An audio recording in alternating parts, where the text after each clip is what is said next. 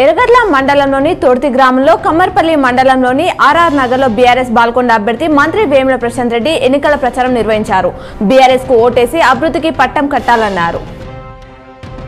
నేడు దర్పల్లిలో PCC chief Revanth Reddy ఎన్నికల ప్రచారంలో పాల్గొననున్నారు. రూరల్ నియోజకవర్గం కాంగ్రెస్ అభ్యర్థి భూపత్ రెడ్డి నేతృత్వంలో పెద్ద ఎత్తున ఏర్పాట్లు చేశారు. బాల్కొండ బీఆర్ఎస్ అభ్యర్థి రాష్ట్ర మంత్రి వేముల ప్రశాంత్ రెడ్డి మరోసారి గెలవాలని భీమ్గాల్ లింబాద్రి లక్ష్మీనరసింహస్వామి ఆలయానికి భీమ్గాల్ కు చెందిన 100 మంది యువకులు పాదయాత్రగా బయలుదేరి వెళ్లి ప్రత్యేక పూజలు చేశారు.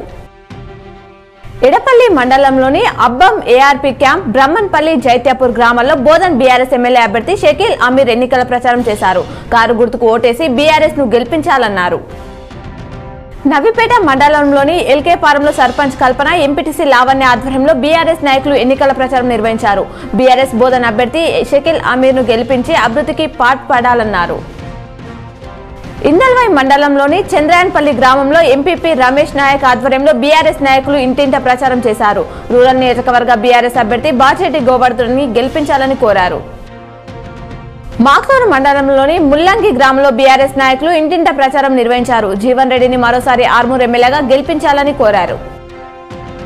ముప్కాల్ మండలంలోని నల్లూరు గ్రామానికి చెందిన కాంగ్రెస్ పార్టీ నాయకులు మంత్రి వేముల ప్రశాంత్ రెడ్డి సమక్షంలో బీఆర్ఎస్ లో చేరారు. ప్రశాంత్ రెడ్డి గెలుపు కోసం కృషి చేస్తామన్నారు. ఆర్మూరు మండలంలోని చేపూర్ గ్రామానికి చెందిన ఎస్సీ మాల సంఘ సభ్యులు ఎమ్మెల్యే జీవన్ రెడ్డి సమక్షంలో బీఆర్ఎస్ లో చేరారు. ఈ సందర్భంగా జీవన్ రెడ్డి పార్టీ కండువాలు కప్పి ఆహ్వానించారు. నగరంలోని 23, 6వ డివిజన్లలో పద్మనగర్, హనుమాన్ నగర్, వినాయక్ నగర్లలో బీఆర్ఎస్ అర్బన్ నియోజకవర్గ అభ్యర్థి ఎమ్మెల్యే బిగాల గణేష్ గుప్తా ఇంటింటికి తిరుగుతూ ఎన్నికల ప్రచారం నిర్వహించారు. నగరాన్ని అభివృద్ధి చేసినా నన్ను మరోసారి ఆశీర్వదించాలని కోరారు. బోధన్ డివిజన్లోని సిరాన్పల్లిలో మాజీ మంత్రి సుదర్శన్ రెడ్డి ఎన్నికల ప్రచారం నిర్వహించారు.